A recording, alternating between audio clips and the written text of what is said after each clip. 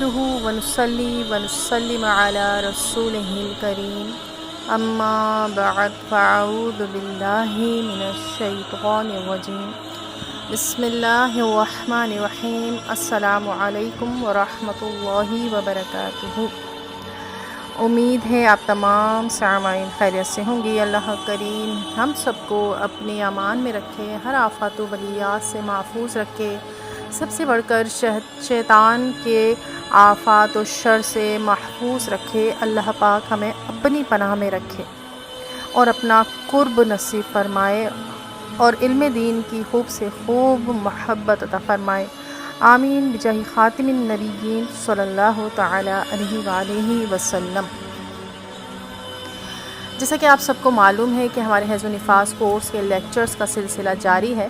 جب میں نے کل ہی کی بات ہے کہ میں کتاب کی ریڈنگ کر رہی تھی تو مجھے لگا کہ اس میں کچھ چیزیں ایسی میں نے پڑھی تو مجھے لگا کہ یہ تو آپ کو بتانا بہت ضروری ہے آپ لوگوں کو، کیونکہ یہ مسائل جو ہیں وہ اکثر گھر میں کسی نہ کسی کو ضرور موجود ہوتے ہیں۔ اگر گھر میں 4 خواتین ہیں تو ان میں سے ایک کو تو اکثر گھروں میں، سب کو نہیں لیکن اکثریت ایسی ہے کہ ان کو یہ مسائل ضرور درپیش ہوتے ہیں۔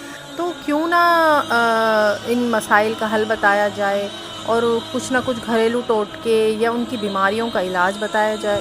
تو مجھے لگا کہ نہیں، یہ میں اکیلے خود سے نہیں پڑھوں گی، میں اپنے ساتھی جو ہے میری ایمانی ساتھی، میں ان سے بھی یہ باتیں، یہ چیزیں شیئر کروں گی۔ باقی دیکھیں، علاج جو ہے وہ باقی شفا اللہ کے ہاتھ میں ہے اور علاج جو ہے وہ ڈاکٹر ہی کرتے ہیں، لیکن ہمارے اللہ عز و جل نے ہمارے درمیان ایسی نعمتیں اتاری ہیں کہ اس نے بہت تاثیر رکھی ہے اور بہت ساری چیزیں ایسی ہوتی ہیں کہ جن میں تو ہر بیماری کا علاج ہوتا ہے۔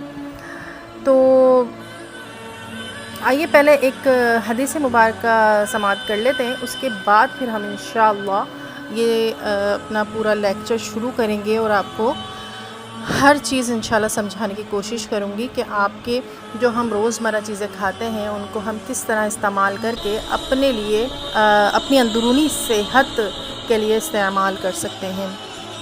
اللہ کے محبوب صلی اللہ تعالی علیہ وآلہ وسلم کا فرمان بخشش نشان ہے کہ اللہ عز و جل کی خاطر آپس میں محبت رکھنے والے جب باہم ملیں، یعنی ایک دوسرے سے جب ملتے ہیں تو مصافحہ کریں اور نبی صلی اللہ علیہ وآلہ وسلم پر درود پاک بھیجیں تو ان کے جدا ہونے سے پہلے دونوں کے اگلے پچھلے گناہ بخش دیے جاتے ہیں۔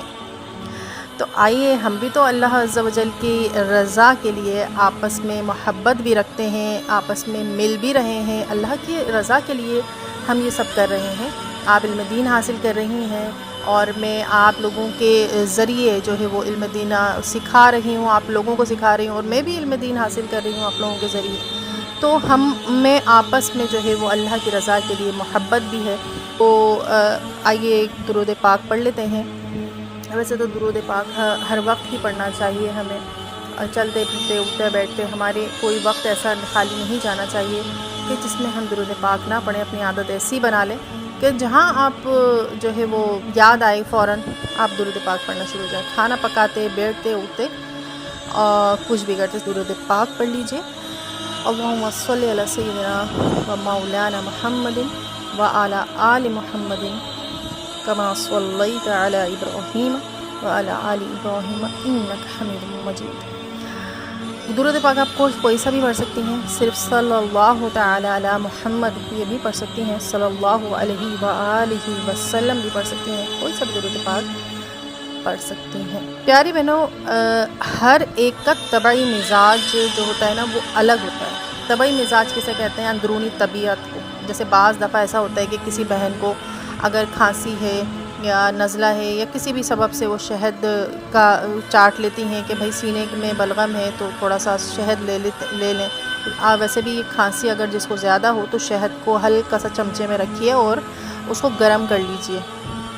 گرم آپ چولہے پہ بھی کر سکتی ہیں، موم بتی جلا کے بھی کر سکتی ہیں، کسی طرح سے بھی بس شہد گرم ہو جائے اور اس میں آپ کالا نمک جو ہوتا ہے اس کو بالکل باریک وہ پسا ہوا ہو اس کو ہلکا سا چھڑک لیجئے اور پھر چاٹ کے اس کو جب آپ کھائیں گی نا تو آپ کا اندر کا گلا بھی صاف ہو جائے گا. گلے کی بیماریاں، سینے کی جو بلغم جمع ہو جاتا ہے تو وہ اس میں بہت زیادہ فرق اس میں پڑتا ہے. تو اگر کالا نمک نہ ہو تو سادہ نمک بھی ڈال سکتے ہیں. تو بعض بہنوں کو اس سے بہت فائدہ ہوتا ہے، لیکن بعض دفعہ ایسا ہوتا ہے کہ کچھ بہنوں کو یا کچھ لوگوں کو اس سے موشن بھی لگ جاتے ہیں. ٹھیک ہے، تو سب کی طبیعت الگ ہوتی ہے نا، اندرونی کیفیت الگ ہوتی ہے. تو اسی وجہ سے کیا ہے کہ ایک ہی دوا کسی کے لیے آب حیات بن جاتی ہے اور کسی کے لیے اللہ نہ کرے کسی کے لیے موت کا پیغام لے آتی ہے. تو کتابوں میں جو لکھے ہوئے ہوتے ہیں، جیسے کہ میں ابھی آپ کو بھی کتاب سے ہی بتاؤں گی، میں آپ کو کچھ چند مسائل ہیں، چند بیماریوں کے علاج ہیں. تو یہ ہوتا ہے کہ عوام الناس کو جب بتائے جاتے ہیں تو ان کو علاج کو جو شروع کرنے سے پہلے نا اپنی طبیبہ سے مشورہ کر لینا ضروری ہے. طبیبہ ہی ہونا چاہیے، کوشش کر کے لیڈی ڈاکٹر کا ہی انتخاب کریں. زیادہ سے زیادہ کوشش یہی ہونی چاہیے کہ جینٹس نہ ہوں. تو ان سے مشورہ کر لیجئے. اگر آپ کسی کو جانتی ہیں، کوئی آپ کے جسے فیملی ڈاکٹرز ہوتے ہیں، آپ ان سے مشورہ کر لیجئے کہ بھائی اگر آپ کو اللہ نہ کرے کوئی مسئلہ ہے، بیماری ہے، جیسے بی پی کا مسئلہ ہے آپ کے ساتھ، شوگر کا مسئلہ ہے آپ کے ساتھ، کوئی بھی ایسی بیماری کی جس کو کھانے سے آپ کو نقصان ہو سکتا ہے، تو اس میں مشورہ کیے بغیر نہیں کھائیے گا. ٹھیک ہے. تو اور ایک بات یہ بھی قبول کر لیجئے کہ بدل کر کسی بھی ڈاکٹر کو آپ نہیں دکھائیے. ایک ہی ڈاکٹر سے علاج کروائیے. کوئی ایک ہی طبیبہ ہوں آپ کی نظر میں اچھی ہوں، آپ ان کو پکڑ لیجئے. بس آپ جو بھی مسئلہ ہو جب بھی تو انہی کے پاس جائیے، کیونکہ اس سے یہ فائدہ ہوتا ہے کہ ہم جس ڈاکٹر کو دکھا رہے ہوتے ہیں وہ ہماری اندرونی کیفیت کو، طبعی جو ہماری مزاج ہے اس کو سمجھ لیتا ہے کہ بھائی ان کو یہ بیماری، ان کو یہ چیز سوٹ نہیں کر رہی، تو اب میں یہ چیز ان کو دوں. پھر وہ جب سمجھ لیتا ہے کہ ہاں آپ کو کیا کیا چیزیں سوٹ کر سکتی ہیں، پھر وہ اسی طرح آپ کو لے کر چلتا ہے. تو اس لیے ڈاکٹرز بار بار نہ بدلیے، ایک ہی ڈاکٹر سے ہمیشہ اپنا علاج کروائیے. اچھا دیکھیے، کیا ہوتا ہے کہ پرانی جو بیماریاں ہوتی ہیں، زنانہ بیماریاں جنہیں کہتے ہیں عورتوں کی، تو ان سے نجات کے لیے بھی اور آئندہ ان سے محفوظ رہنے کے لیے بھی ہمیں کیا کھانا چاہیے. روزمرہ کی چیزیں ہیں ہمارے گھر میں، ہم اپنے روز کے استعمال میں اس کو رکھ سکتے ہیں. کھانے کے ساتھ، دوپہر کے کھانے کے ساتھ کھا سکتے ہیں، صبح ناشتے کے طور پہ ان ساری چیزوں کو لے سکتے ہیں، سلاد کے طور پہ کھا سکتے ہیں. تو ان میں سے کیا کیا چیزیں ہیں؟ چقندر ہے اور پتے والی تمام سبزیاں ہیں. آپ کو پتہ ہی ہے پتے والی سبزیاں کیا کیا ہوتی ہیں. اسی طرح ساگ ہے، سویابین ہے، چولائی کا ساگ ہے، سرسوں کا ساگ ہے، کڑی پتہ ہے. کڑی پتہ کا تو اتنے فائدے ہیں کہ آپ جو مریض ہوں یا نہ ہوں تو اس کو جب بھی آپ کڑی پتہ جیسے کسی سالن میں ڈالیں تو اس کو پھینکیں نہ، اس کو کھا لیں روٹی کے ساتھ ہی، یا جیسے بھی اس کو نکال کر نہ الگ کریں کہ اب اس کو پتہ ہے یا اس کو الگ کر دیں، نہیں، اس کو ویسے ہی آپ چبا کے کھا لیں. کڑی پتے کے تو آپ فوائد جانیں گی نا تو حیران رہ جائیں گی کہ بالوں کے لیے بھی بہت بہترین ہوتا ہے، اسکن کے لیے بھی بہت بہترین ہوتا ہے.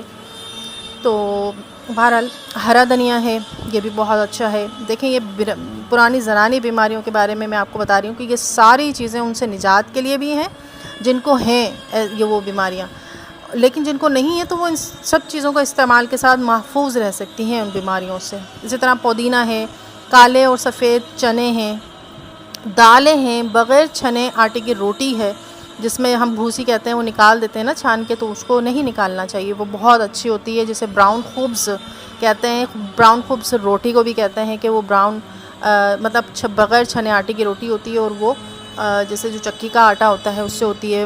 براؤن بریڈ بھی کہتے ہیں، جیسے ڈبل روٹی ہوتی ہے براؤن بریڈ کے نام سے. تو یہ تمام بغیر چھنے کے آٹے کی روٹیاں کہا جاتا ہے انہیں، اور یہ بیکری سے بھی مل جاتے ہیں. اچھا، جو حیض کی خرابیاں جن عورتوں میں ہوتی ہیں تو ان کے نقصانات کیا کیا ہیں؟ ان کے نقصانات کافی ہے، یعنی کہ اس خرابی سے کیا کیا ان کے اندر تبدیلیاں اور نقصانات پیدا ہو جاتے ہیں. تو ایسا ہوتا ہے کہ حیض کھل کر نہ آنے یا تکلیف سے آنے یا بند ہو جانے سے کئی قسم کے امراض جو ہے وہ جنم لیتے ہیں. مثلاً چکر آنا، چکر بھی آتے ہیں ایسی بہنوں کو، سر کا درد رہتا ہے، خون کی خرابی کے امراض بھی ان میں پیدا ہونا شروع ہو جاتے ہیں، جیسے خارش ہے اور جسم پہ پھوڑے، پھنسیاں، دانے وغیرہ نکلنا. تو یہ ساری چیزیں اس سے پیدا ہو جاتی ہیں.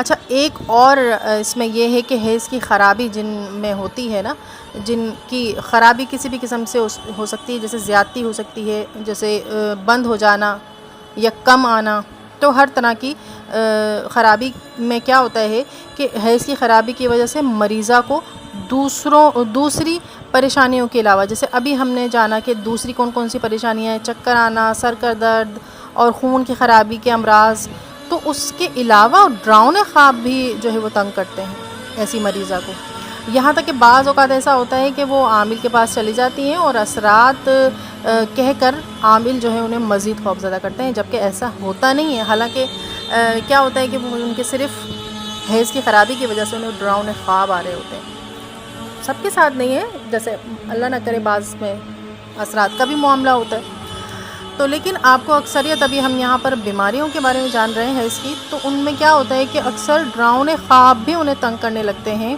یہاں تک کہ جو ہے وہ عامل انہیں مزید خوف زدہ وہ کر دیتے ہیں اور وہ پریشان ہو جاتے ہیں، اور پھر وہ عاملوں کے چکر اور پیسہ خرچ کرنا اور یہ سب چیزیں شروع ہو جاتی ہیں۔ تو کوئی بھی ہو، بہن ہو، بھائی ہو، اسلامی بہن ہو یا بھائی ہوں، جن کی وجہ سے ان کو جس کی بھی وجہ سے ان کو ڈراؤنے خواب آتے ہوں، تو اس کا جو علاج ہے وہ میں آپ کو بتا دیتی ہوں کہ روزانہ سوتے وقت آپ نے کیا کرنا ہے، یا متکبرو، یا متکبرو، تا ہے تو نہیں ہے، موٹا نہیں پڑھیں گے، متکبی، با پہ تشدید ہے اور زیر ہے اس کے نیچے، ٹھیک ہے، اور را پہ پیش، یا متکبرو 21 مرتبہ پڑھنی ہے، اول و آخر درود شریف پڑھ لیجئے 3 بار، اور اس کو 21 مرتبہ پڑھ کر اپنے اوپر دم کر لیجئے۔ اس عمل کی پابندی کرنے سے انشاءاللہ عزوجل آپ کو ڈراؤنے خواب نہیں آئیں گے۔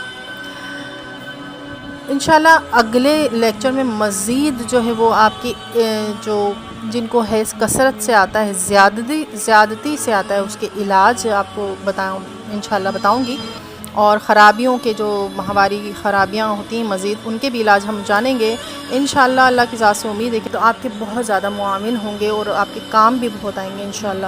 تو دیکھیں، بیماری کے علاج کے طور پر ان چیزوں کو نہ لیں، آپ اپنی روزمرہ کی چیزوں میں ان کو استعمال کریں، سلاد کے طور پہ یہ چیزیں کھائیں، اور جو میں نے نہیں کھاتی ہیں تو وہ اب کھانا شروع کر دیں، کہ ابھی وہ جوان ہیں تو ان کے اندر یہ چیزیں کمزوری ان کو نہیں فیل ہوگی، لیکن جب وہ آگے چلیں گی نا تو بہت ساری چیزیں انہیں تنگ کرنے لگیں گی، کیونکہ ہر چیز میں پھر کمی شروع ہو جاتی ہے، کیونکہ بڑھاپا بھی کہتے ہیں کہ ایک طرح کی بیماری ہی ہے۔ بہرحال جو چیزیں آپ کو بتائی ہیں سلاد کے طور پر کھانا شروع کر دیں، ناشتے میں کھائیں، رات کے کھانے میں بھی کھا سکتی ہیں اور دوپہر کے کھانے میں بھی کھا سکتی ہیں۔ دعا میں یاد رکھیے گا۔